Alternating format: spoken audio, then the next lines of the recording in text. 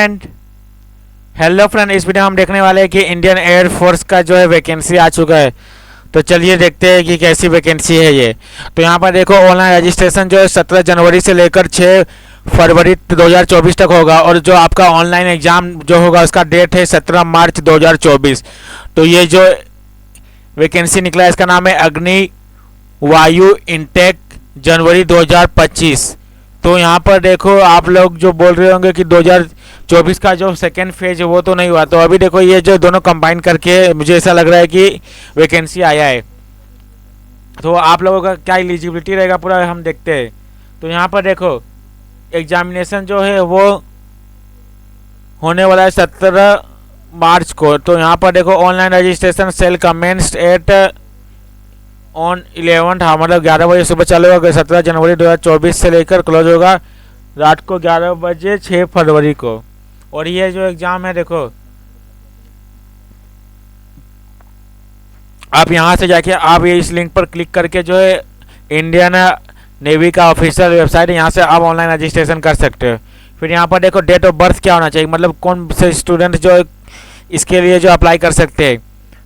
तो यहाँ पर देखो, 2 जनवरी 2004 से लेकर 2 जुलाई 2007 तक के बीच में जितने भी लोग हुए हैं सब अप्लाई कर सकते हैं। और जो 2 जनवरी और या फिर 2 जुलाई को हुआ है वो भी अप्लाई कर सकते हैं।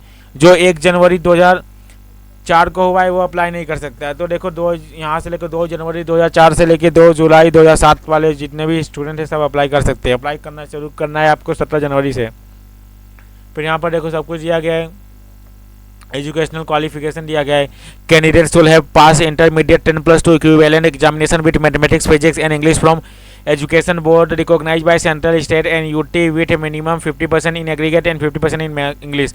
मतलब जो 12th साइंस वाले वो अप्लाई कर सकते हैं, 50% मार्क्स होना चाहिए, और टोटल और इंग्लिश में भी 50% मार्क्स होना चाहिए। या फिर जो है pass 3 year diploma course in engineering, mechanical, electrical, electronic, automobile, computer science, instrumentation technology, information technology from central, state and UT recognised polytechnic institute with 50% marks in aggregate and 50% marks in English in diploma course. फिर इसके बाद if English is not a subject in diploma course. फिर इसके बाद देखो, यहाँ पर लिखा है या फिर pass 2 year vocational course with non vocational subject, example physics and mathematics from educational board recognised by central, state, UT, union territory with 50% marks in aggregate and 50% marks in English in vocational course or intermediate matriculations if English is not a subject in vocational course। फिर other than science subject वाले भी apply कर सकते हैं। पास student 10+2 equivalent है, मतलब 12वीं pass होना चाहिए equivalent. Examination in any stream subject from educational board recognised by central, state and UT with minimum 50% marks in aggregate and 50% marks in English. तो इसके बाद देखो, लास्ट में भी देखो यहाँ पर दिया गया है pass 2 year vocational course from educational board recognised by central, state and UT with the minimum 50% marks in aggregate and 50% marks in English in vocational course और intermediate matriculations if English is not a subject in a vocational course. फिर यहाँ पर देखो कि आपका male candidate के लिए जो फिजिकल एलिजिबिलिटी है वो हाइट होना चाहिए 152.5 सेंटीमीटर, फीमेल के लिए जो है 147 सेंटीमीटर होना चाहिए। और जो है in case of candidate from Lakshadweep जो है इनका हाइट होना चाहिए 150 सेंटीमीटर।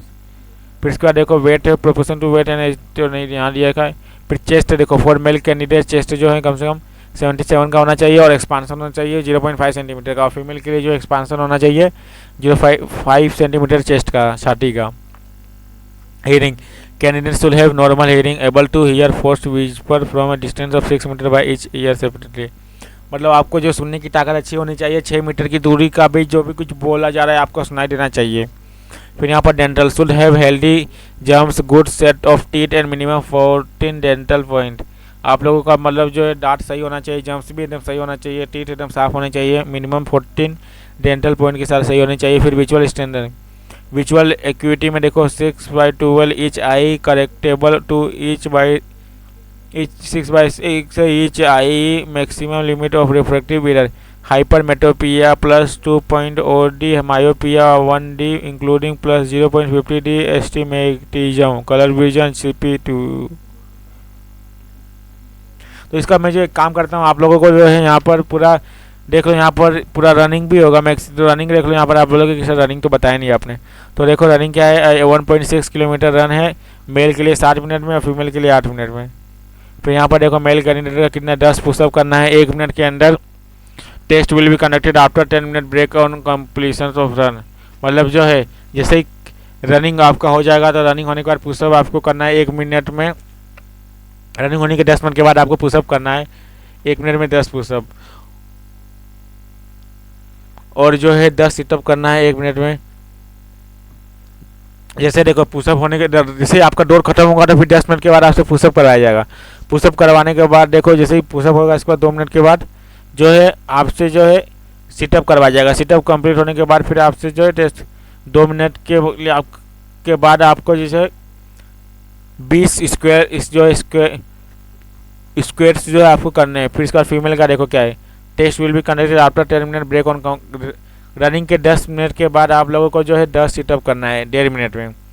फिर इसके बाद जो है सिटअप कंप्लीट होने के 2 मिनट के बाद आपको 1 मिनट में 15 जो है स्क्वेल्स करना है।